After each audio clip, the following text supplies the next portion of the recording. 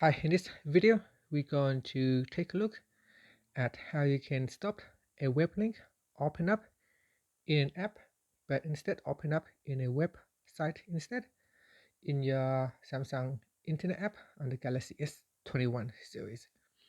So you can see at the moment, if I tap on the link, it will open up in a related app.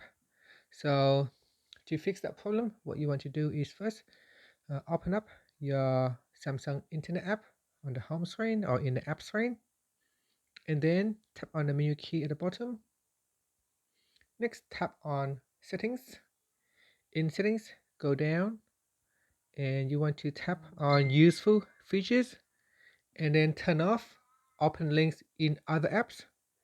So we switch it off.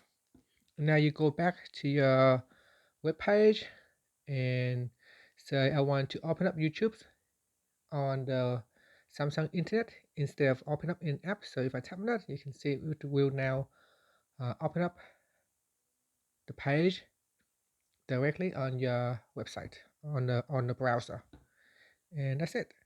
And finally, you can tap on the home button to go back to your home screen. Thank you for watching this video. Please subscribe to my channel for more videos.